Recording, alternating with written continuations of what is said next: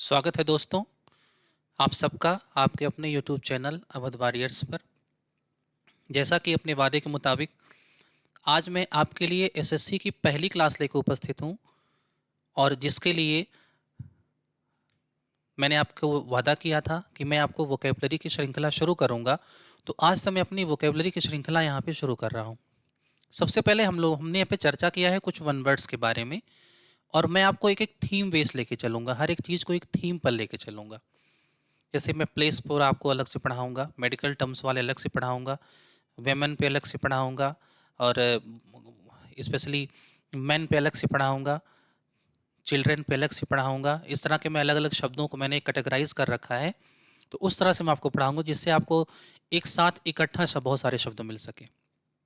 ठीक है, तो यहाँ से हम लोग शुरू करते हैं और एक एक वर्ड को आइए देखते शुरू करते हैं यहाँ पे और देखते हैं कि क्या कुछ नया मिलने वाला है और कितने इंपॉर्टेंट है ये वर्ड हमारे एग्जाम के लिए। आपको यहाँ से देखकर खुद ही महसूस हो जाएगा। तो शुरू करते हैं। पहला वर्ड जैसा कि हमारे सामने इसमें वन वर्ड सब्स्टिट्यूशन का हम लोग शुरू कर रहे हैं और पहला वर्ड हमारे सामने है यहाँ पर। अगर हम बात करें तो पहला वर्ड हमारे सामने है abattoir, a place where animals are slaughtered. वह स्थान जहाँ पर जानवरों को मारा जाता है, खास करके उनके मीट के लिए, मीट प्रोडक्शन के लिए जानवरों को मारा जाता है, उनको सेल किया जाता है।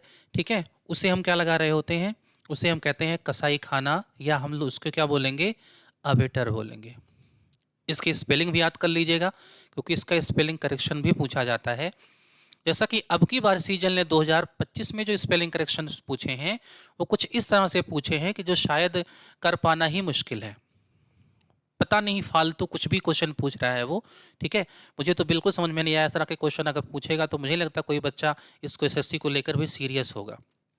ये अच्छे क्वेश्चंस में आते हैं, ये प्रीवियस ईयर में आपसे पूछे गए इसके स्पेलिंग करेक्शंस। ठीक है, और वन वर्ड भी इसका इंपॉर्टेंट भी है आपके लिए। ठीक है, हम लोग बात कर रहे हैं अबेटर। अबेटर, अबेटर वह स्थान जहां जानवरों को मारा जाता है। ठीक है, खास करके उनके मीट के लिए। अच्छा, ये काम जो करता है उसे क्या बोलेंगे भाई? जो ये काम करता है या जो मीट बेचता है उसे क्या बोलेंगे? उसे बोलेंगे बचर। उसे बोलेंगे भाई बचर। जो ये काम करता है उसके लिए हम लोग क्या यूज करेंगे? बचर। ठीक है, one one who sells, one who sells meat, वह जो मांस बेचता है उसके लिए क्या कहेंगे हम लोग? बचर। ठीक है, तो दो वर्ड्स हमारे यहाँ से तैयार हुए। अच्छा, कुछ चीज़ें और भी यहाँ से इंपॉर्टेंट हो सकती हैं। ठीक है, अगर हम लोग देखें यहाँ पे कि कुछ मीट के टाइप्स होते हैं। जैसे एक मीट आपका होता है, जनरली तो आप मीट जानते ही हैं, नॉर्मली हम मीट बोलते ही हैं, जान किसी के मांस को मीट बोलते हैं, फ्लैश कहते हैं उसको। लेकिन एक शब्द यहाँ से और आता है, कुछ जानवरों के स्पेशल फ्लैश होते हैं। जैसे एक शब्द आता है पोर्क। ठीक है, तो ये क्या होता है भाई? ये पिग मीट होता है।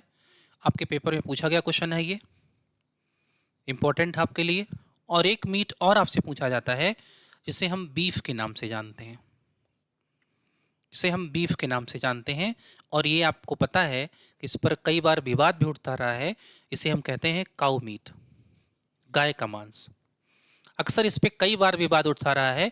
जैसे अभी आपने देखा होगा हाल फिलहाल में जब आपकी चुनाव हुए थे केंद्र सरकार के, तो उस चुनाव में आपने देखा था कि कुछ स्पेशल, कुछ विशेष पार्टी को उस पर खास करके बीफ कंपनियों से काफ़ी ज़्यादा चुनावी बॉन्ड भरने का कई सारा मामला सामने आया था।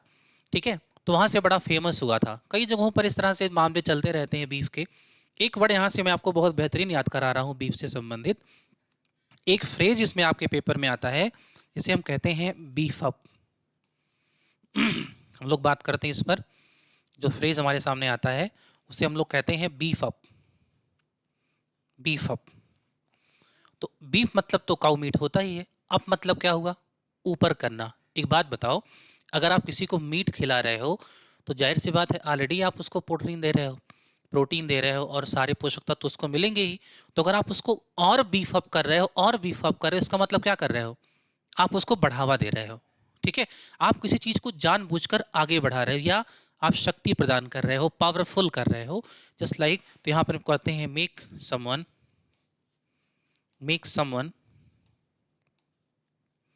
समवन स्ट्रॉन्गर या पावरफुल आप लगाए यहाँ पे,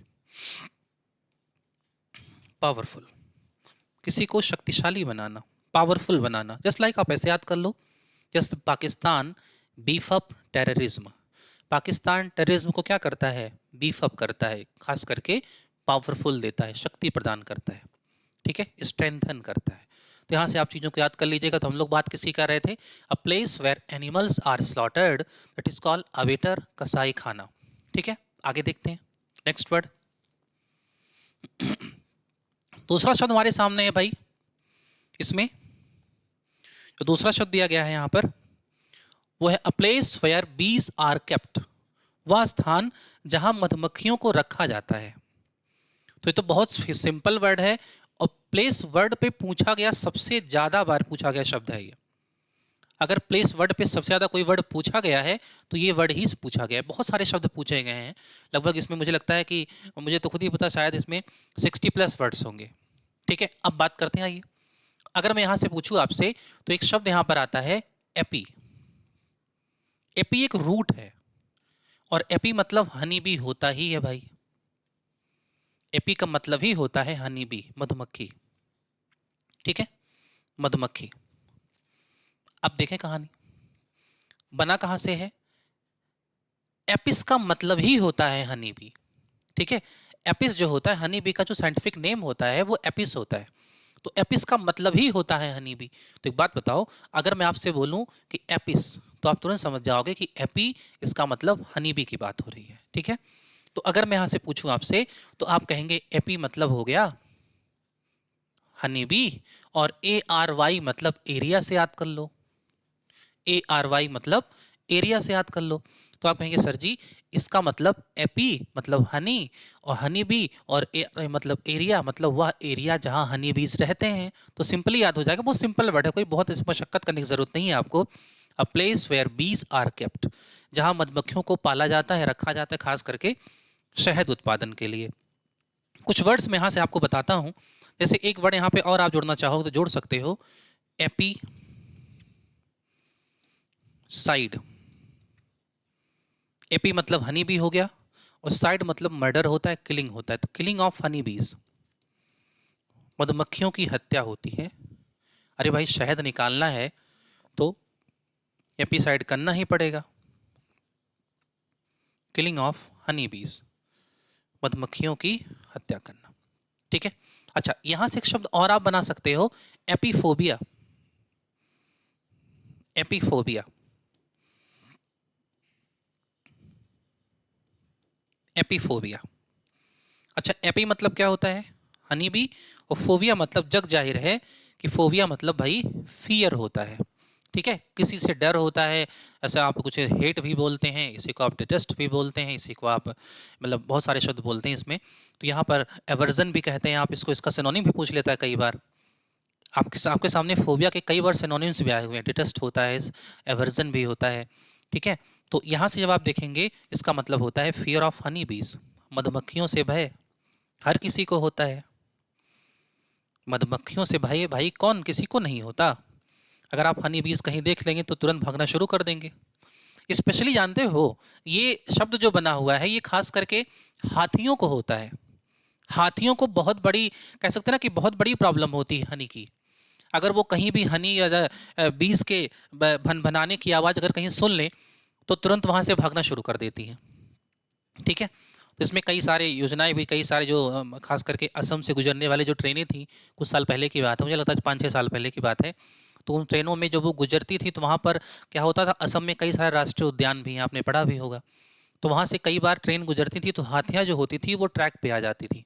तो हाथियाँ कट के मर जाती थी या चोट लग जाती थी, गंभीर चोटें लग जाती थी। तो वहाँ से गुजरने वाले जो ट्रेनें होती थी उन पे एक प्रकार का इसे सायरन टाइप का लगाया गया कि जब वो गुजरती तो भन भनाने की आवाज़ आती थी उन सायरन में। तो हाथियाँ पहले ही जब उस आवाज़ को सुनती थी तो ट्रैक को छोड़ के बहुत दूर हट जाती थी। तो वहाँ से आप याद कर लीजिएगा, एपीफोबिया उनको बहुत ज़्यादा है, ठीक है। तो apiary, a place where bees are kept, जहाँ मधुमक्खियों को रखा जाता है वहाँ के लिए हम यूज करते हैं। ठीक है, तो यहाँ से आप याद कर लीजिएगा। हाँ, मधुमक्खी पालन को क्या बोलते हैं भाई? तो आप कहेंगे एपीकल्चर। क्या बोलेंगे? एपीकल्चर। ठीक है, मधुमक्खी पालन को हम लोग क्या बोलेंगे? एपीकल्चर। ठीक है, सिंपल सा वर्ड है, आसानी से याद कर लेंगे आप। नेक्स्ट वर्ड पे आते हैं, चले। दूसरा वर्ड हमारे सामने जो है ये है aquarium, a tank for fishes. मछली का जो टैंक होता है, देखो इसको पूछने के कई सारे तरीके हैं। आप ये ना सोचना कि जो मैंने लिखा है आपके पेपर में सेम सेंटेंस आएगा। ठीक है, जो बात है वो बिल्कुल ईमानदारी की बात है। मैं जो आपको पढ़ाऊंगा बिल्कुल ईमानदारी से पढ़ाऊंगा, आपके पेपर से संबंधित चीजें पढ़ाऊंगा, आपके पेपर में डायरेक्ट क्वेश्चंस मिलेंगे। लेकिन जरूरी नहीं है कि जो मैं सेंटेंस दे रहा हूं आपको सेम सेंटेंस मिल जाए।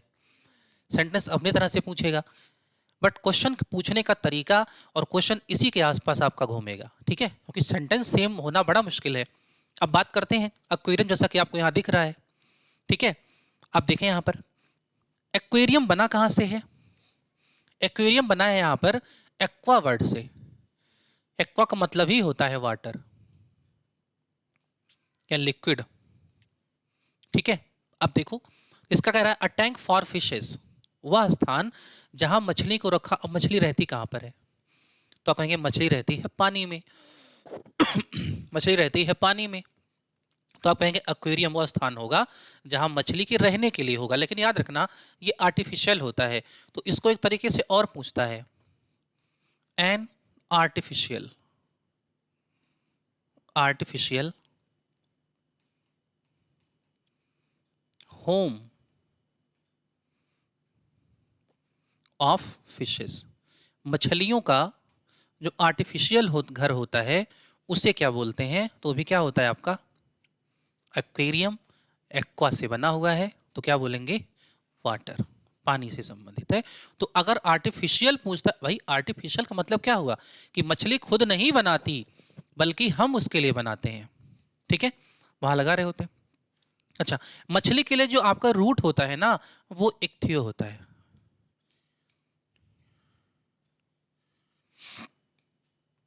तो एक शब्द यहां से आता है इक्थियोलॉजी। मछली के जो रूट होता है वो इक्थियो होता है और लॉजी मतलब होता है स्टडी। तो यहाँ पर क्या करेंगे हम लोग? मछलियों के बारे में अध्ययन करेंगे। इसका मतलब होता है साइंटिफिक, साइंटिफिक स्टडी ऑफ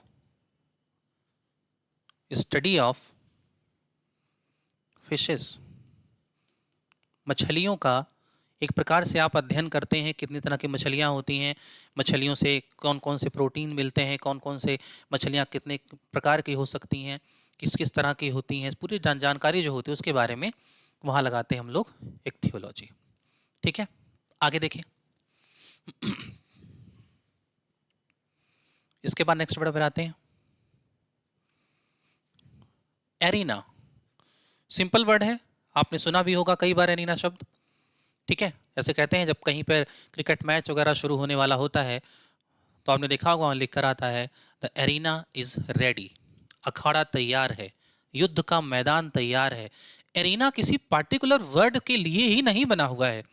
किसी पार्टिकुलर शब्द को किसी पार्टिकुलर सेंटेंस के लिए आप उसको रूट ना कभी मानना कि ये पार्टिकुलर के लिए रूट है, कि ये अगर एरीना पूछा है तो सिर्फ वही पूछेगा जहां रेसलिंग ग्राउंड ही होता है। ऐसा नहीं है। ठीक है, क्योंकि आप एसएससी की तैयारी कर रहे हो, तो अगर आप एसएससी की तैयारी कर रहे हो तो अपने दिमाग को आप थोड़ा सा ब्रॉड तरीके से सोचिए और थोड़ा सा खुल के सोचिए कि यार एरीना ऐसा भी हो सकता है जहां पर रेसलिंग ग्राउंड होगा वो भी एरीना होगा। जहां पर दो गुट आपस में मिलते हैं, खास करके कोई कॉन्टेस्ट होता है तो भी क्या लगाओगे आप? वहां पे एरीना हो जाएगा। ठीक है, तो अलग अलग जगहों पर हम लोग अलग अलग तरह से यूज करते हैं सेंटेंसेस को। अब यहाँ पे जब हम लोग देखेंगे तो दिया है a place for wrestling. Wrestling तो जानते ही हो, पहलवानी। तो क्या होता है? एरीना। तो वहाँ तो एरीना लगाते ही हैं। ठीक है, या रेसलिंग ग्राउंड भी कहता है, वो भी आपका एरीना होता है। ठीक है, एरीना होता, अखाड़ा बोलते हैं उसको, जैसे WWE का होता है। ठीक है, इसका भी इसमें एरीना बोल रहे होते हैं।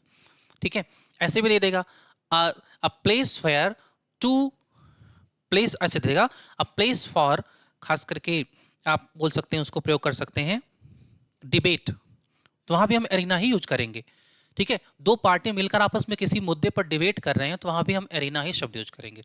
ठीक है, सिंपल वर्ड है, आराम से याद हो जाएगा, टेंशन नहीं लेनी है। आगे देखें, नेक्स्ट वर्ड हमारे सामने है क्या,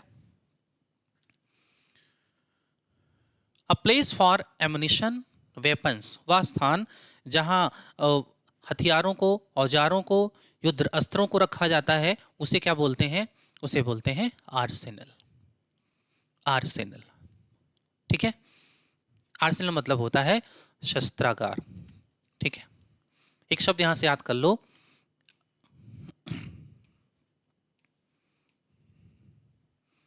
आर्सोनिस्ट।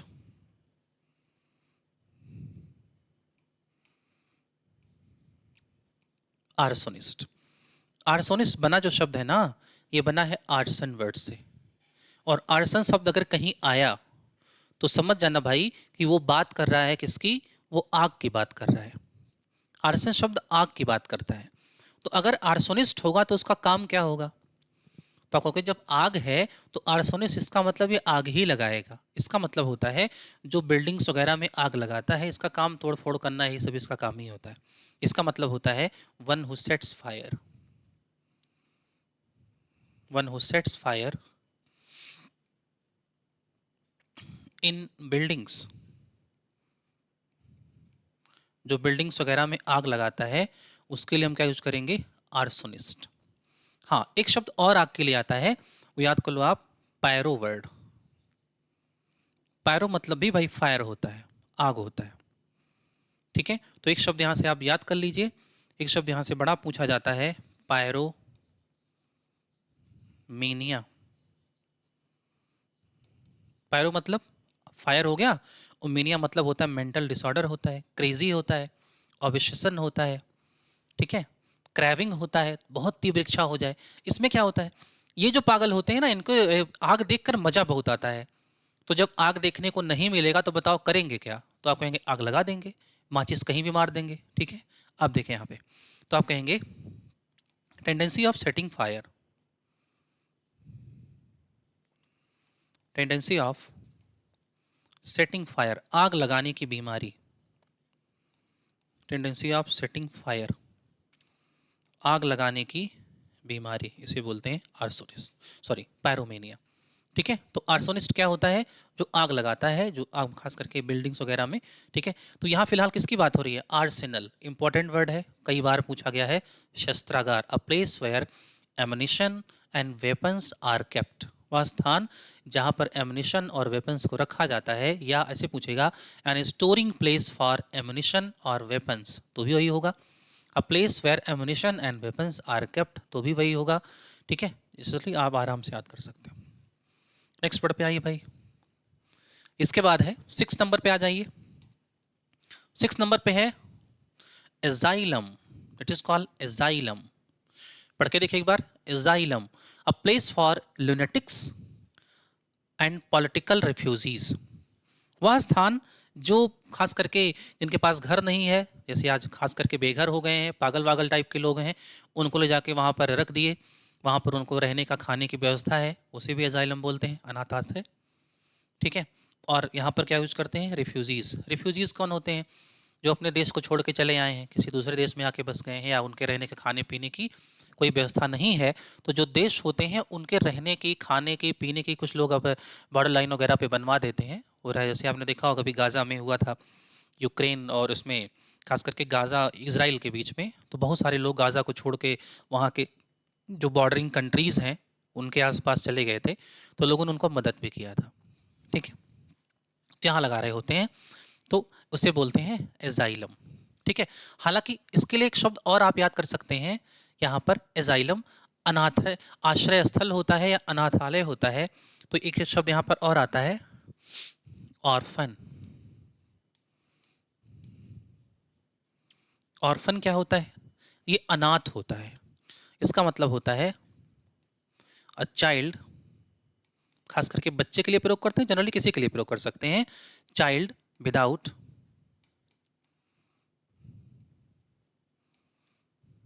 पेरेंट्स, वह बच्चा जिसके माँ बाप नहीं हैं, वहाँ हम लोग लगाते हैं ऑर्फन। अच्छा, एक शब्द और लगाते हो, एक वेव शब्द आता है भाई, बहुत इंपॉर्टेंट है आपके लिए, ये भी बच्चे संबंधित वर्ड है। ठीक है, बच्चे संबंधित वर्ड है। एक शब्द और बच्चे पे आता है जिसे हम बोलते हैं स्पेशली बास्टर्ड, जो कि गाली भी होता है, बास्टर्ड, ये भी इसी में आता है। एक शब्द और यहाँ पे लिख लो, फाउंडलिंग।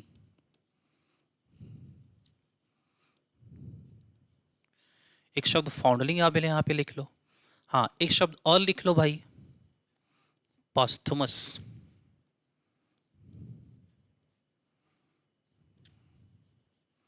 पॉस्थुमस।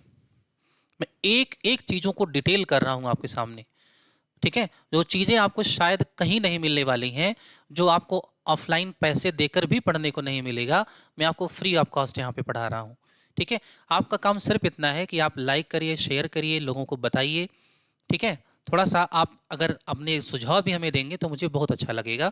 ठीक है, अब देखें यहाँ पर, ये भी बच्चा है, ये भी बच्चा है, ये भी बच्चा है, ये भी बच्चा है, ये भी बच्चा है।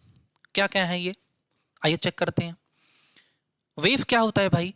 वेव वो बच्चे होते हैं जिनके पास रहने का, खाने का कोई जगह नहीं है, या जो कह सकते हैं ना कि इसे आवारा बोलते हैं। ठीक है, वेव चाइल्ड बोलते हैं। खास करके वेव डॉग्स भी तो होते हैं, आवारा कुत्ते, गलियों में किसी ला के छोड़ दिया, पड़े हुए हैं, घूम रहे हैं, कहीं भी रह रहे हैं, कहीं भी खा रहे हैं, कहीं भी सो रहे हैं, तो वहाँ के जानवरों के लिए भी आप प्रयोग कर लेंगे। ठीक है, जैसे अब यहाँ बच्चों के लिए आप प्रयोग करेंगे तो क्या हो जाएगा, child, child without food,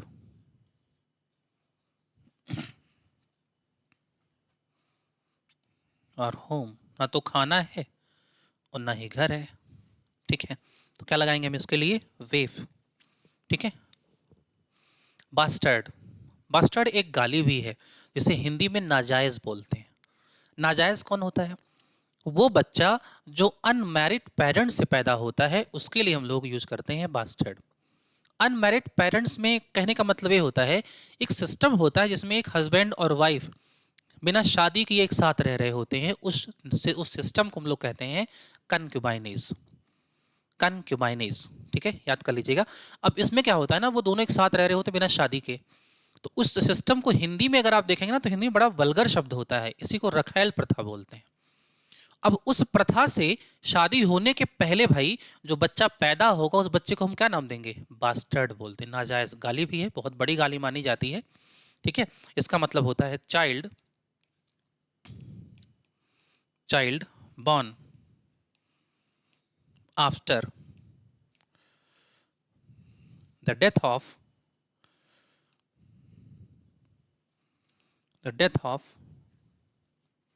its parents, वह बच्चा जो उसके माँ बाप के, सॉरी सॉरी उल्टा हो गया भाई, डेथ नहीं होगा, मैं कहाँ चला गया, born without, born without, एक मिनट, with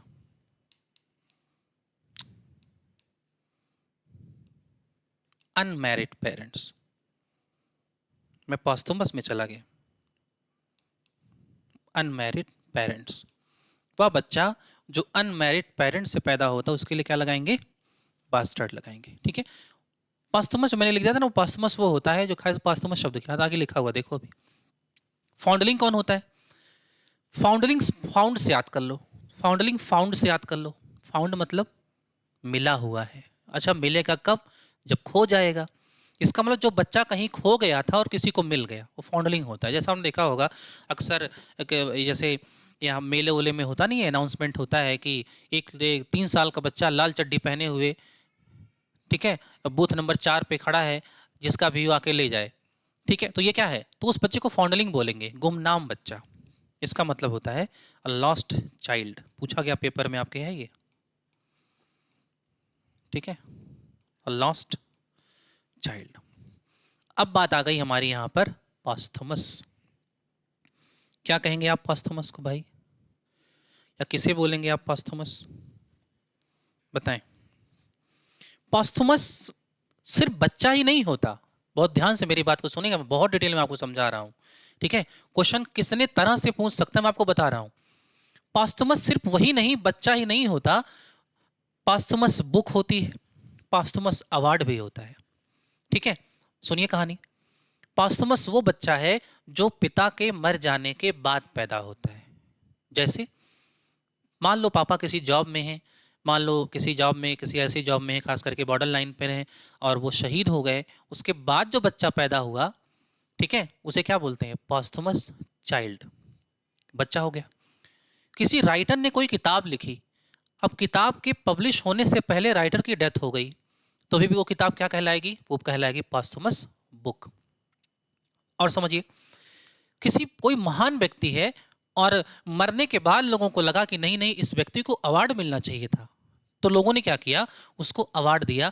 और जस्ट लाइक खास करके हमने देखो, भारत सरकार कई बार लोगों को मरने के बाद अवार्ड देती है, उसे क्या बोलते हैं? पॉस्थुमस अवार्ड बोलते हैं, ठीक है? तो आपने देखा होगा, नहीं अभी शायद 2000, अभी किसी साल तो लगे एक साथ 5 लोगों को मिला था, ठीक है? तो उन्हें क्या बोलते हैं? तो वहाँ लिखा हुआ था, टाइम्स ऑफ इंडिया लिखा था कि 5 have been awarded Bharat Ratna posthumously. Posthumously मतलब मृत्यु के पश्चात। तो अगर आप पॉस्थुमस शब्द यूज करेंगे ना, तो कई तरह से आप प्रयोग कर सकते हैं। तो आप कहेंगे a child born after the death of it's father. पिता के मर जाने के बाद जो बच्चा पैदा होता है ना, उसको बोलते हैं हम लोग पॉस्थुमस। मैंने यहाँ चाइल्ड लिखा है, और आप इसको कैसे जोड़ोगे? A book published after the death of its writer, तब भी बात वही हो जाएगी। Award given after the death of person, just like the first person who got posthumous award like a Bharat Ratna, तो आप कहेंगे, मुझे लगता है, मुझे कंफर्म याद नहीं आ रहा है, मुझे लगता है लाल बहादुर शास्त्री, आई थिंक, ठीक है? लाल बहादुर शास्त्री, और उसमें अब इंदिरा गांधी में भी आता है, इंदिरा गांधी जी को भी दिया गया था पॉस्थुमसली, उनको वही पॉस्थुमस अवार्ड उनको मिला था, ठीक है? बी आर अम्बेडकर जो कोई पॉस्थुमस अवार्ड दिया गया था, ठीक है? अभी अटल बिहारी वाजपेयी जी को भी पॉस्थुमस दिया गया था, ठीक है? कर्पूरी ठाकुर जो थे, जो बिहार के, वो भी दिया था। तो इन सबको 5 लोगों को इकट्ठा दिया गया था, लाल बहादुर शास्त्री, कर्पूरी ठाकुर और 3-4 लोग थे, मदन मोहन मालवीय, ठीक है? तो दिया गया था, टाइम्स ऑफ इंडिया ने 5 have been awarded Bharat Ratna posthumously, ठीक है? आराम से याद कर लो इसे, ठीक है? चीज़ों को समझ के याद करोगे तो चीज़ें क्लियर होंगी, अस्थाई होंगी, लेकिन आप बैठ के रटोगे तो चीज़ें क्लियर नहीं होने वाली हैं। फिलहाल लोगों को बहुत लंबा खिंच गया हमारा मामला इस पर, ठीक है? तो यह हो जाएगा यहाँ पर चाइल्ड। आगे बढ़ते हैं, चलिए नेक्स्ट।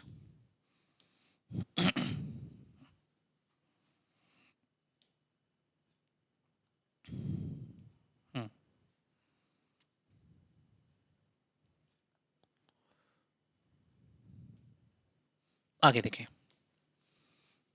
इसके बाद जो हमारा शब्द है वो है एवियरी। अच्छा, अगर मैं एवी की बात करूं ना, तो एवी जग जाहिर वर्ड है। एवी का मतलब क्या होता है? एवी एवीज से बना हुआ है, और एवीज मतलब होता है पक्षी वर्ग। एवी का मतलब ही होता है बर्ड, पक्षी, ठीक है? और बर्ड ही नहीं होता, फ्लाई भी होता है, उड़ने की बात होती है। जब उड़ने उड़ाने की बात करोगे ना, तब भी एवी की बात। अच्छा भाई, आदमी के अंदर उड़ने की सोच कहाँ से पैदा हुई? आदमी ने कहाँ से सोचा कि उड़ा भी जा सकता है, या विमान भी बनाया जा सकता है? तो आप कहेंगे कहाँ से? पक्षियों से। तो एवियरी तो क्लियर है, एवियरी में आप कभी कंफ्यूजन नहीं, बहुत बार पूछा गया वर्ड, सही है। तो कहोगे a place where birds are kept, वह स्थान जहाँ पक्षियों को रखा जाता है, उसे हम क्या बोलते हैं? एवियरी। अच्छा, एवियरी के लिए हम एक शब्द और भी यहाँ यूज कर लेते हैं, एक शब्द यहाँ पे और बड़ा फेमस चलता है, एवियरिस्ट। एवियरिस्ट, एवरेस्ट कौन होता है? आपके पेपर में एवेरी बहुत बार पूछा गया है, लेकिन एवियरिस्ट भी आपके पेपर में आया हुआ है, एसएससी ने पूछा हुआ क्वेश्चन है ये, मुझे लगता है 2019 के आसपास पूछा है इसने।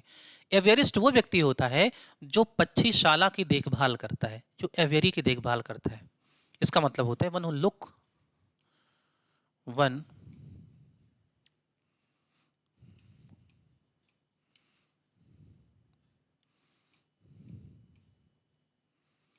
टेक केयर ऑफ बर्ड्स, जो पक्षियों की देखभाल करता है, स्पेशली कहाँ पर, एवियरी में, तो एवेरिस्ट हो जाएगा आपका वो। अच्छा, कुछ शब्द यहाँ से आप लगा सकते हो, जैसे अगर मैं एवी की बात करूं तो एक शब्द यहाँ से आपका बनता है एवाइन, ठीक है।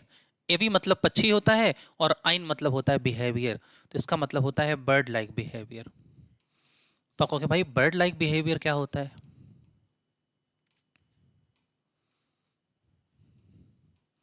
बर्ड लाइक बिहेवियर क्या हो जाएगा बताओ।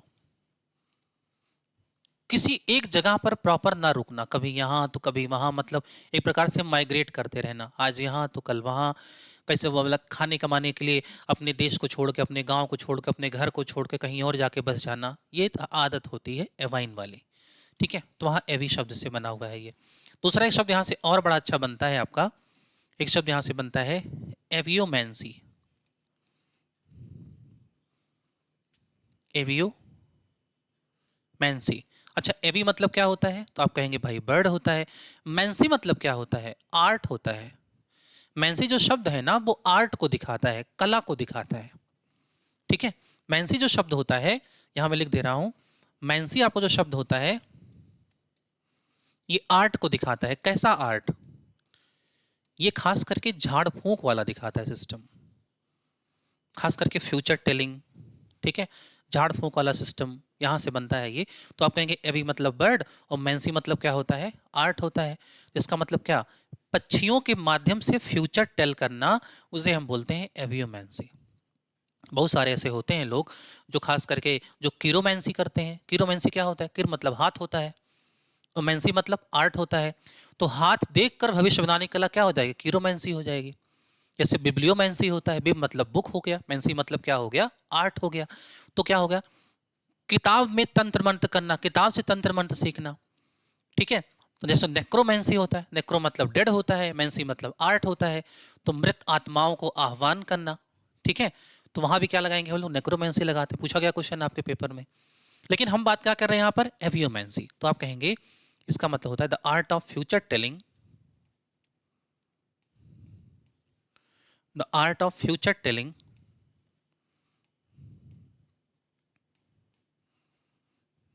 फ्यूचर टेलिंग बाय बर्ड्स, पक्षियों के माध्यम से, उसे बोलते हैं हम लोग एवियोमैंसी। याद कर लीजिएगा, पूछा नहीं गया है लेकिन पूछ सकता है, क्योंकि इसमें फालतू क्वेश्चन पूछ रहा है आपसे, ठीक है। जो ज्यादा पूछा वो कम पूछ रहा है इसमें, और जो कम पूछा था वो जो फालतू ने फाइन जो आपके इधर उधर वाले क्वेश्चन है ज्यादा पूछ रहा है।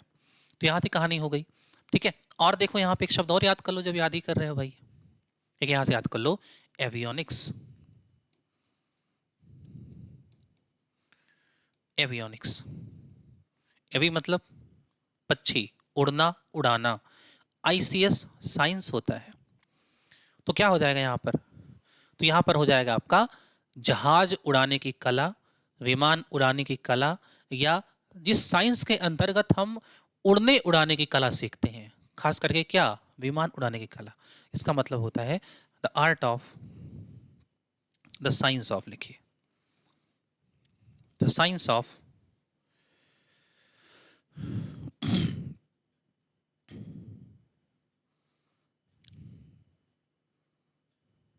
फ्लाइंग कह दो, उड़ने की कला, उड़ाने की कला, ठीक है, यहां से लगा सकते हो। आगे बढ़े तो हमारी बात किस पर होती है, a place where birds are kept, जहां पक्षियों को रखा जाता है, तो आप कहेंगे एवियरी हो जाएगा। सिंपल वर्ड है, एवी मतलब बर्ड, एरी मतलब एरिया, ऐसे याद कर लो, आराम से याद हो जाएगा। नेक्स्ट वर्ड देखते हैं,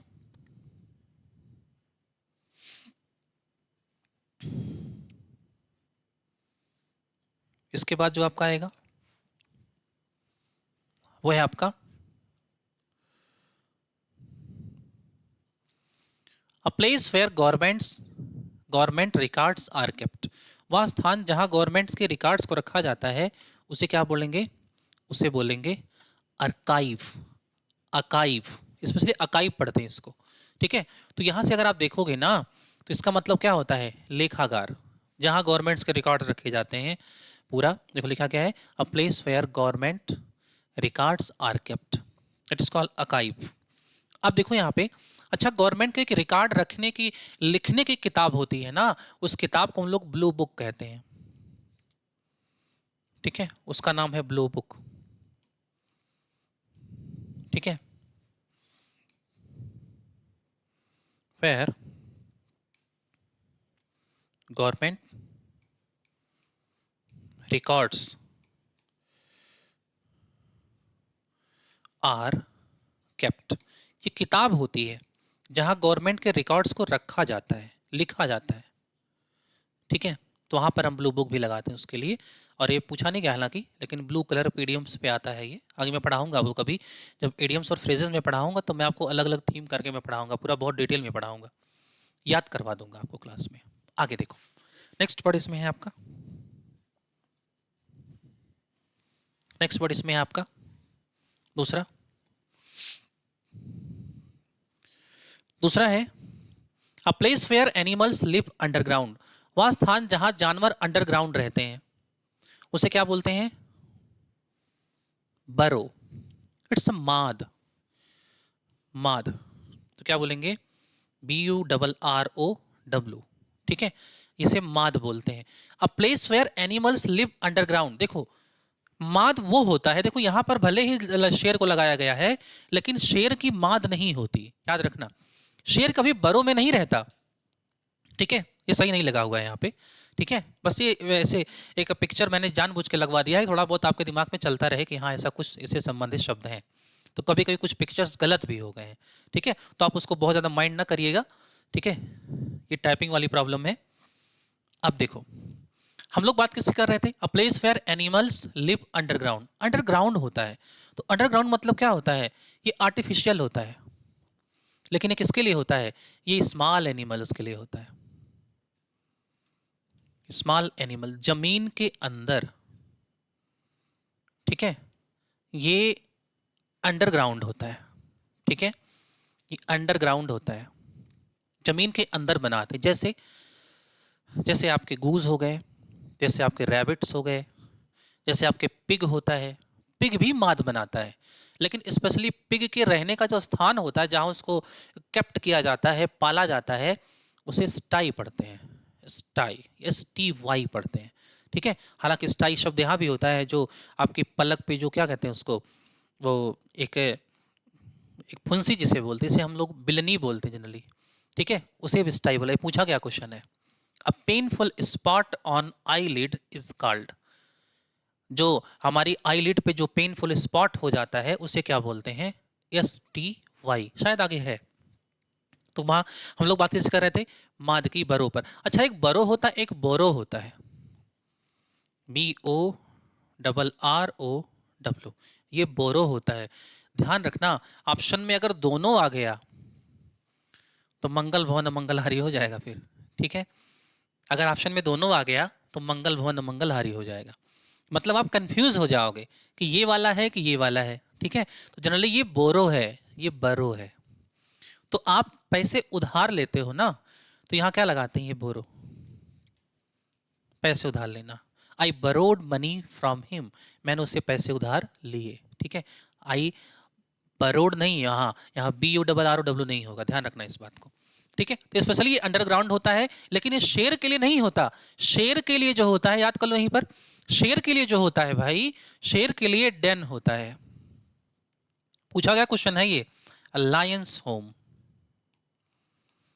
अलायंस होम, शेर का जो घर होता है उसे क्या बोलते हैं, उसे डेन बोलते हैं, ठीक है, तो यहां से याद कर लीजिएगा, शेर का जो घर होता है उसे क्या बोलेंगे भाई, उसे डेन बोलते हैं, ठीक है। Lions home, a shelter for home, sorry lion होगा, आगे बढ़ते हैं, नेक्स्ट वर्ड है भाई, नेक्स्ट वर्ड है केश, CACHE, गुप्त भंडार, ये क्या होता है, a place where ammunition is hidden, वह स्थान जहां एमुनिशन को रखा जाता है, ठीक है, खास करके कोई औजार हथियार ऐसा कुछ रखा जाता है, ठीक है, जिससे कोई उसको देख ना पाए, या जैसे होता नहीं है कि बहुत सारे हमारे जो अस्त्र वगैरह बनाए जाते हैं तो उसको बहुत ही कह सकते हैं ना कि एक प्रकार का बहुत सीक्रेट रखा जाता है उसको, कि कोई देख ना पाए, उसे स्पेशली यूज करते हैं। अ प्लेस वेयर एमुनिशंस हिडन, तो क्या लगाओगे, केश। ठीक है, सिंपल शब्द है, कोई मुश्किल नहीं है, आराम से याद हो जाएगा। ठीक है, इससे कोई वर्ड जुड़ेगा भी नहीं। आगे देखो, cage, a place for birds, जहां पक्षियों को रखा जाता है उसको भी हम बोलते हैं केज। ठीक है, तो ये केज जनरली हर कोई जानता है, इसमें आप कभी कंफ्यूज नहीं होंगे। और अगर यहाँ आप कंफ्यूज हो रहे हैं तो कंफ्यूज आप कहाँ होंगे, आप कंफ्यूज होंगे कूप में। एक कूप बर्ड होता है, तो कूप भी आपका क्या होता है, यही होता है, अ प्लेस फॉर बर्ड्स। खास करके जब शिकारी वगैरह शिकार करते हैं तो वो क्या करते हैं, वो पक्षियों को जब पकड़ते हैं तो पिंजरा तो लेके जाते नहीं, तो कूप रखते हैं, एक जाल टाइप का हो, तो उसमें भरते चले जाएंगे। ठीक है, और इकट्ठा जब हो जाएंगे तो एक साथ लेकर उसको घर चले जाते हैं, वो कूप होता है। एक इडियम यहाँ से बना हुआ है, fly the coop. Fly the coop मतलब पक्षी ही नहीं उड़े, साथ साथ पिंजड़ा भी उड़ गया, मतलब पूरी तरह से गायब, इसको कहते हैं स्केप। ठीक है, पूरी तरह से गायब, कंप्लीटली वो यूज करते हैं। तो यहाँ पर केस लगाओगे, याद करना कूप स्पेशली। अगर आपके वन वर्ड में पूछेगा अगर ठीक ठाक तो यही पूछेगा, COOP। ठीक है, फ्लाई द कूप बोला हूं तो लिखे देता हूं, फ्लाई द कूप। ठीक है, इसका मतलब होता है एस्केप, बच के निकल जाना, गायब हो जाना, या क्या कह सकते हो आप इसको, फ्ली। फ्ली मतलब क्या होता है, गायब हो जाना। ठीक है, अच्छा, फ्लाई पे एक इडियम आपसे अब की बार पूछा गया है, इसने सीजल ने 2025 में पूछा गया क्वेश्चन है, आई थिंक सेकंड शिफ्ट में है या थर्ड शिफ्ट में, किसी एक शिफ्ट में क्वेश्चन पूछा है उसने। उसने आपसे पूछा था fly of the handle, fly of the handle, शायद सेकंड या थर्ड शिफ्ट में है, ये मुझे कंफर्म याद है, मैंने देखा है उसको, fly of the handle, fly of the handle. ये क्या होगा भाई, एक बात बताओ, अगर हैंडल से आप उड़ गए, ध्यान देना, आराम से याद हो जाएगा, अगर हैंडल से आप उड़ गए इसका मतलब आपका हैंडल से हाथ छूट गया। और जब आप किस गाड़ी के, साइकिल के या ड्राइविंग कर रहे हो, हैंडल आपका छूट गया तो गाड़ी कहीं भी जा सकती है। इसका मतलब क्या हुआ, इसका मतलब ये हुआ कि आपने अपना आपा खो दिया, आपका आपके ऊपर कंट्रोल नहीं रहा। जैसे आपका हैंडल छूटा, आपकी गाड़ी कहीं भी चली जाएगी, वैसे ही आपका हाथ छूटा तो आप किसी भी कंडीशन में बहुत गुस्सा हो गए, कुछ भी कर बैठे। तो फ्लाई ऑफ द हैंडल मतलब होता है, ठीक है, इसका मतलब होता है लूज वंस टेम्पर।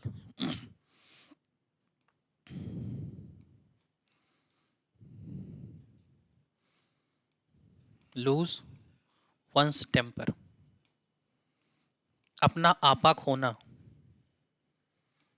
ठीक है, अपना आपा खोना। तो केज यहां से लगा दीजिएगा, शब्द यहां से आप याद कर लीजिएगा। आगे बढ़ते हैं भाई, लाइक सब्सक्राइबर लगातार करते रहिएगा। ठीक है, ये जो वीडियो आपके लिए रिकॉर्ड कर रहा हूँ, ये वीडियो इस समय 11:55 हो रहे हैं। 11:55 हो रहे हैं, लगभग 12 बजने वाले हैं। तो मैं 12 बजे रात में वीडियो रिकॉर्ड कर रहा हूँ, जिससे कल मैं आपके लिए नया वीडियो आपको दे पाऊँ, क्योंकि कुछ बच्चों का 10+2 का एग्ज़ाम है। तो मैं सोच रहा हूँ कि इससे पहले कुछ आपको ऐसे मैं वीडियोज़ उपलब्ध करवा दूँ, तो कम से कम आपको ठीक ठाक क्वेश्चन यहाँ से मिल जाए। ठीक है, और मैं आपके लिए वोकैब की श्रृंखला शुरू कर रहा हूँ, पहला मैंने शुरू कर दिया है। आगे मैं आपके लिए कुछ और विशेष करने वाला हूँ। जैसे मैं सोच रहा हूँ 1 डे 1 वर्ड, एक दिन एक शब्द। तो मैं एक दिन डेली आपके लिए एक शब्द लेकर आऊँगा। अब उस शब्द में जितने सिनोनिम्स होंगे, जितने एंटोनिम्स होंगे, मैं पूरा डिटेल करूँगा उसका।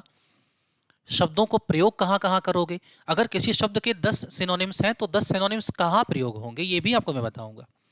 ठीक है, उससे जुड़ा हुआ अगर कोई इडियम फ्रेजेस होंगे तो वो भी मैं आपको जोड़ूंगा वहीं पे ले जाके। अगर कोई वन वर्ड होगा तो वो भी मैं आपको जोड़ूंगा। तो 1 डे 1 वर्ड। ठीक है, तो आपको शुरू करूंगा, बहुत जल्द श्रृंखला शुरू हो जाएगी, बस एक आध सप्ताह के अंदर। ठीक है, अब देखिए भाई, क्योंकि प्रिपरेशन करना पड़ता है थोड़ा, उसके लिए अब मुझे बनानी पड़ेंगी, यहाँ पे स्लाइड्स वगैरह तैयार करानी पड़ेंगी। ठीक है, चलिए, अ place for fifth gambling table, जहाँ पर लोग जुआ वुआ खेलते हैं। ठीक है, तो क्या कहते हैं, कैसीनो। पूछा गया क्वेश्चन है ये। जहां गैम्बलर्स वगैरह जुआ खेलते हैं उसके लिए हम क्या यूज करते हैं, कैसीनो। सिंपल वर्ड है लेकिन पूछा गया पेपर में आपसे है। अब देखो कहानी। तो गैम्बलिंग टेबल होता है खास करके जहां पर लोग जुआ खेलते हैं, ठीक है। हाँ, जुआ के लिए एक शब्द और यहाँ पे लगा सकते हो, प्ले डक्स एंड ड्रैग्स, एक इडियम आता है इस पे, प्ले डक्स एंड ड्रैग्स। इसका मतलब क्या होता है, अपने सारे पैसे उड़ा देना। डक और ड्रैग की तरह खेलना मतलब बिल्कुल लापरवाही से खेलना, मतलब अपने पैसे को उड़ाना। कैसे, याद कर लो, जैसे पानी के, जैसे नदी किनारा है कहीं पर या तालाब है, तो बच्चे उसके किनारे बैठ के ऐसे, वो जो फ्लैट फ्लैट मेट वो होता है क्या, तो पत्थर, उस पे ऐसे पानी के ऊपर ऐसे मार रहे होते हैं, तो आपने देखा होगा पानी के ऊपर ऐसे ऐसे नाचते हुए जाता है वो, ठीक है। तो जितनी बार जिसका नाच गया उछला, मतलब वो माना जाता था कि वो विजेता है। अब सोचो कि पत्थर खत्म हो गए, तो आपके पास राउंड राउंड क्या है, तो आप कहेंगे सिक्का, तो सिक्का मार के इसको से खेलना शुरू कर दिया। मतलब अपने पैसे को और अपने टाइम को दोनों को बर्बाद कर रहे हो, तो waste one's money, waste one's money.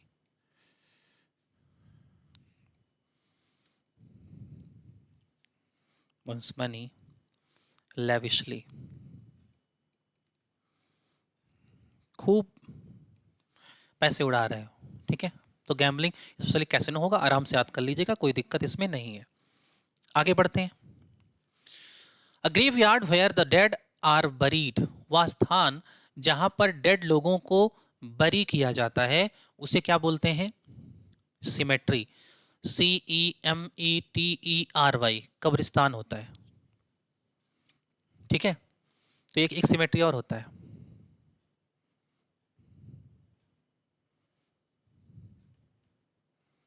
एक सिमेट्री ये भी होता है। ये कौन सा सिमेट्री है, ये हमारे शरीर की सिमेट्री हो, दो पार्ट्स में जो बटा होता है सिमेट्री, बराबर बराबर पार्ट्स, वो सिमेट्री होता है। तो यहाँ पर क्या है, ये सिमेट्री कब्रिस्तान है जहां पर लोगों को बरी किया जाता है। इसे बरियल ग्राउंड भी कह सकते हैं आप इसको, आप इसे शॉर्ट फॉर्म में याद कर सकते हैं, तो आप इसे बरियल ग्राउंड भी कह सकते हैं। ये बरियल ग्राउंड होता है, ठीक है। तो a graveyard where the dead are buried, ठीक है, सिमेट्री होता है। अच्छा, एक शब्द और यहाँ पे याद कर लो, एक शब्द इसमें है, वो क्या कहते हैं उसको, चर्च यार्ड।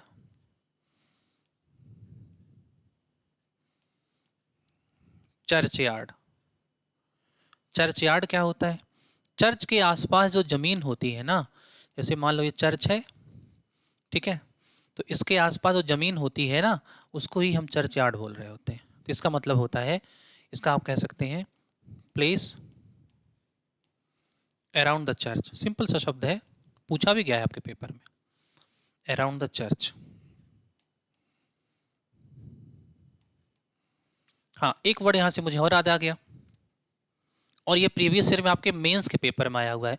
अब मुझे सन नहीं याद, मुझे लगता है कि ये 2021-22 के बाद ही पूछा गया है, चाहे 22 में मेंस में है चाहे 23 मेंस में है। उसने पूछा था प्यू, PEW क्या होता है भाई, प्यू क्या होता है, अ लार्ज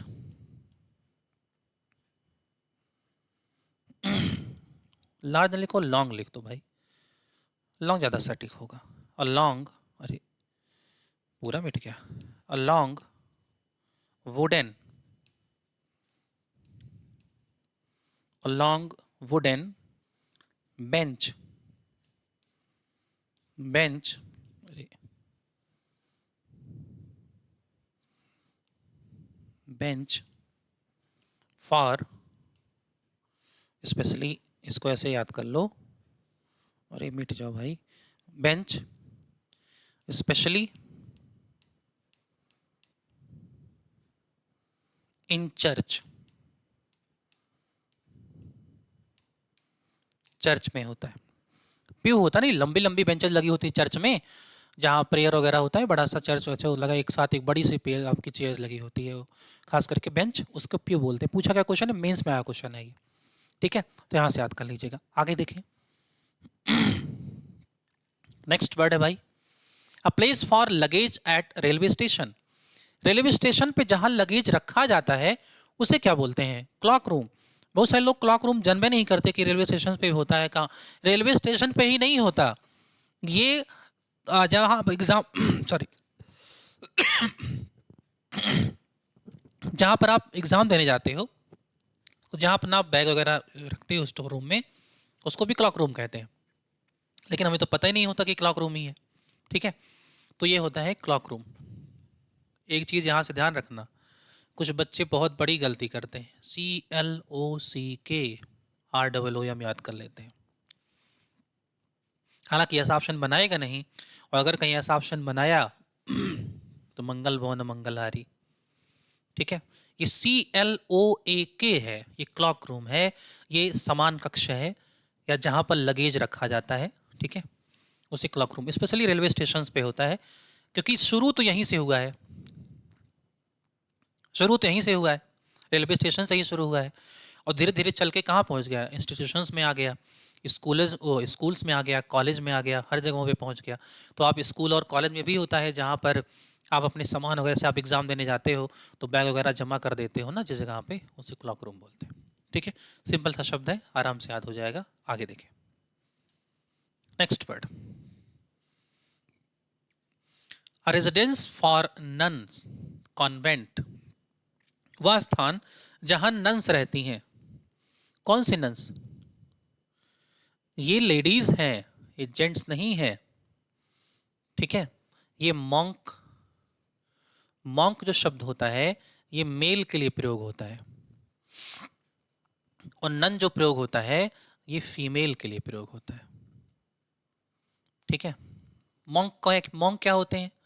मॉन्क वो होते हैं जो धर्म का उपदेश देते हैं, one who preaches, one who preaches, वह जो धर्म का उपदेश देते हैं, जस्ट लाइक बौद्ध मंक। ठीक है, और ये क्या होता है? भिक्षु एंड भिक्षुड़ी। तो कॉन्वेंट वो जगह होती है जहां पर घर, उनके रहने का जो स्थान होता है, रहते हैं, उसे कॉन्वेंट यूज करते हैं। मठ कहते हैं। आजकल कॉन्वेंट स्कूल चल रहे हैं। ठीक है, आपने देखा होगा कॉन्वेंट स्कूल की जितनी भी वहाँ के जो मेन होते हैं वो कौन होते हैं? वो महिला ही होती है। ठीक है, क्रिश्चियन महिला होती है। ठीक है, तो यहाँ से देख लीजिएगा, आराम से आपको याद हो जाएगा। ठीक है, आगे देखिए, A nursery where children of working parents are cared for while their parents are at work. Crash, इसे क्रैश बोलते हैं। ये क्या होते हैं भाई? जैसे मम्मी पापा दोनों जॉब करते हैं, तो बताओ बच्चे की देखभाल कौन करेगा? तो जब वो जॉब पर जाते हैं तो अपने बच्चों को क्या करते हैं? वो वहाँ पे छोड़ देते हैं, क्रैश में छोड़ देते हैं। ठीक है, वहाँ पे देख रेख करने वाले लोग होते हैं, और वहाँ पर बच्चों को खिलाना पिलाना इस तरह से पूरा, और जब वो फिर वहाँ से फ्री होते हैं तो लेके चले जाते हैं। ठीक है, तो क्या बोलते हैं वहाँ पे? क्रैश। लिखा गया है, a nursery where children of working parents are cared for while their parents are at work. पूछा गया क्वेश्चन है। ठीक है, बहुत बार हालांकि नहीं पूछा गया, लेकिन पूछा गया क्वेश्चन है। ठीक है, वहाँ क्या लगाएंगे? क्रैश, आराम से याद हो जाएगा। ये वर्किंग पेरेंट्स की वजह से होता है, जहाँ पर काम वाम करने की वजह से लोग ऐसा करते होते हैं। आगे है, A cremation ground where the last funeral rites are performed. Crematorium, crematorium को ऐसे पूछा भी जाता है, इस तरह से भी पूछा जाता है, ऐसे पूछा जाता है। ये अ प्लेस, मैंने प्लेस लिखा है, आपके पेपर में बिल्डिंग करके भी आ सकता है। Where, where dead body is burnt, वह स्थान जहां मृत शरीर को जलाया जाता है। क्रेमेटोरियम, क्रिमेशन होता ही है दाह संस्कार, तो क्रेमेटोरियम IUM अगर कहीं मिला तो 100% तो बिल्डिंग की बात कर रहे हैं। हर्बेरियम, क्रेमेटोरियम, जिम्नेजियम, ठीक है, ये सब इसमें आ जाएंगे आपके। तो इसका मतलब होगा आपका जहां पर मृत शरीर को जलाया जाता है। सिंपल सा वर्ड है, आराम से याद कर लोगे यहाँ पर। ठीक है, क्रिमेशन होता है, ठीक है, दाह संस्कार।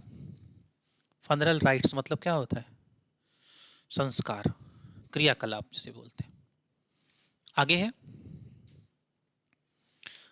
डिकांटर, decanter an ornamental glass bottle for holding wine और अदर एल्कोहलिक ड्रिंक्स।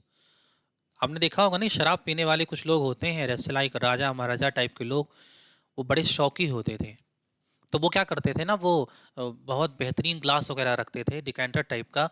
उसमें क्या होता था, बहुत खूबसूरत वहाँ पे ऑर्नामेंट्स वगैरह लगे होते थे, एक प्रकार का ना रिलैक्स करने के लिए, ठीक है, अपने आप को कि बेहतर दिखने के लिए, ठीक है। ऐसे थोड़ी है कि मतलब शराब लेकर आए और पैकेट पैकेट फाड़े उसको, ऐसे ऐसे उठा के पी गए, ऐसे नहीं था। मतलब उसको एक प्रकार का ना, अपने आप को एक प्रकार का कह सकते हैं ना कि बेहतर दिखाने के लिए, ठीक है, बेहतर दिखाने के लिए। अब देखो एन ऑर्नामेंटल ग्लास है ये वाला ग्लास नहीं है या बॉटल नहीं है, फॉर होल्डिंग वाइन और अदर एल्कोहलिक ड्रिंक्स डिकैंटर होता है। अच्छा देखो यहाँ पे कुछ शब्द आप याद कर लो भाई। एक शब्द यहाँ से आता है, जिसको शराब की लत होती है उसे क्या कहते हैं, शराब की लत को क्या बोलते हैं, डिप्सोमेनिया। डिप्सोमेनिया क्या होता है भाई, तो कहेंगे डिप्सो मतलब वाइन होता है, एल्कोहल होता है, और मेनिया मतलब होता है mental disorder, madness, craving, obsession, ठीक है। तो यहाँ क्या लगाएंगे, इसको आप बोलेंगे क्रेविंग फॉर वाइन, शराब की लत लग जाए, uncontrolled desire of alcoholic drinks या alcohol, uncontrolled desire of alcohol या एल्कोहलिक ड्रिंक्स, क्या लगाएंगे यहाँ पर आप, डिप्सोमेनिया शब्द यूज करते हैं, ठीक है, सिंपल वर्ड है, ठीक है। और आपके पेपर में हालांकि पूछ सकता है, क्योंकि आप ठीक ठाक क्वेश्चन आपसे इससे बन सकता है, डिप्सोमेनिया शब्द, ठीक है। अच्छा यहाँ पे एक शब्द और आता है आपका पीने के लिए, पीने के लिए आता है आपका डिप्सोफोबिया, लगाओगे ये तो ऐसे ही याद हो जाएगा आपको। फोबिया मतलब फियर होता है, तो यहाँ क्या कहेंगे, तो आप कहेंगे फियर ऑफ एल्कोहलिक ड्रिंक्स, जो एल्कोहलिक ड्रिंक से डरता है, जस्ट लाइक टी टोटालर, टी टोटालर जो जिसको एल्कोहलिक ड्रिंक्स पसंद नहीं है, मतलब वन हु अब्सटेन्स फ्रॉम वाइन और एल्कोहलिक ड्रिंक्स, टी टोटालर, डिप्सोफोबियाक। आगे देखें, the sleeping room in a college और पब्लिक इंस्टीट्यूशंस, कॉलेज में हो, इंस्टीट्यूशंस में हो, या रेलवे स्टेशंस पर हो, तो वहाँ क्या लगाते हैं, डॉर्मेट्री। डॉर्मेट्री क्या होता है, एक बड़ा सा कमरा होगा, ठीक है, उस बड़े से कमरे में लोग बेड लगा देंगे, ठीक है, कई सारे बेड लगे होंगे, और आपको एक स्पेशली बेड मिल जाएगा, आपको पैसे कम देने पड़ते हैं उसके लिए, मतलब एक आप पूरा कमरा लेंगे तो जाहिर सी बात है आपको काफ़ी पैसे देने पड़ेंगे। और डॉर्मेट्री अगर आप लेते हैं, जैसा हम देखो नहीं कई सारे बच्चे एग्ज़ाम वगैरह देने जाते हैं, तो अगर लगता है कि हाँ यहाँ पर जिस लाइक ऐसे मान लो कि अयोध्या में अभी इसी साल कुंभ का मेला था, तो अयोध्या में पूरा अयोध्या डॉर्मेट्री हो गया था। सब लोगों ने अपने घर में हाल वाल कुछ भी खाली था वहाँ पे बेड वोड लगा के सबने डॉर्मेट्री बना दिया। तो लोग आते थे 200-300 ऐसे रुपए ले लेके लोगों को डॉर्मेट्री दे देते थे, कॉमन लेटरिन बाथरूम होता था, वो रहते थे अपना आराम करते थे रात भर, उसके बाद फिर सुबह होते चले जाते थे, ठीक है। तो ये कह सकते हैं ना कि एक प्रकार का अस्थाई होता है, स्लीपिंग रूम इन कॉलेज और पब्लिक इंस्टीट्यूशंस। जैसे कॉलेज में है, अब कॉलेज में किसी बच्चे की तबीयत खराब हो गई तो क्लास में तो सोएगा नहीं, फिर वो तो क्या करेंगे, उसको डॉर्मेट्री में ले जाके सुला देंगे, आराम से दवा खिला के आराम करेगा, रिलैक्स हो जाएगा, उसके बाद वो जा सकता है। तो यहाँ से याद कर लीजिएगा डॉर्मेट्री, ठीक है। नेक्स्ट,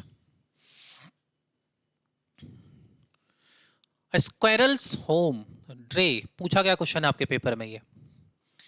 गिलहरी का जो घर होता है उसे क्या बोलते हैं, ड्रे, DREY बोलते हैं उसके, स्क्वायरल्स होम होता है, इसके लिए ड्रे यूज करते हैं, बहुत इंपॉर्टेंट है ये, पूछा जा चुका है आपके पेपर में, ठीक है। तो यहाँ से एक बार आप याद कर लीजिएगा, ठीक है। तो आज मैं आपके सामने 20 वर्ड से डिस्कस कर रहा हूँ, मेरी क्लास बहुत लंबी हो जाएगी, तो आज मैं आपके सामने 20 वर्ड से डिस्कस कर रहा हूँ। नेक्स्ट वीडियो में, कल के वीडियो में मैं फिर आपको आपके सामने इस वर्ड्स को दोबारा इसको मैं रिज्यूम करूँगा यहाँ से, और फिर इस नेक्स्ट वीडियो में, इसकी नेक्स्ट श्रृंखला में मैं आपको इससे और भी वर्ड्स आपको जो बचे हैं मैं वो को आपको दूंगा, ठीक है। तो एक बार आप देखिएगा, एनालाइज करिएगा, मार्केट में और लोगों से क्या बेहतर है, आपके लिए क्या बेहतर है, ठीक है। और लाइक करिएगा, सब्सक्राइब करिएगा, और अपने सुझाव भी हमको दीजिएगा कि हम बेहतर क्या कर सकते हैं, और आप अपने कमेंट्स भी हमें दीजिएगा, जिससे हमारा हौसला बढ़ेगा और हम आपके लिए और भी वर्क कर पाएंगे। जैसा कि मैंने बताया कि अभी मैं आपको 12 बजे रात में वीडियो रिकॉर्ड कर रहा हूँ, इसमें 12:10 हो रहे हैं। ठीक है, तो मैं आपके लिए इस तरह से वर्क करता रहूँगा।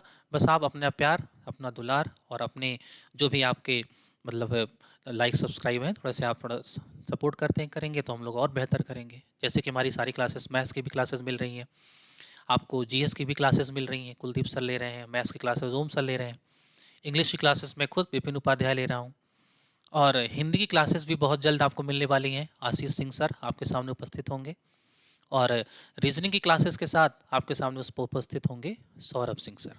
ठीक है, तो आज के लिए यहीं तक, मिलते हैं नेक्स्ट क्लास में। बहुत बहुत धन्यवाद, थैंक यू, जय श्री राम, राधे राधे।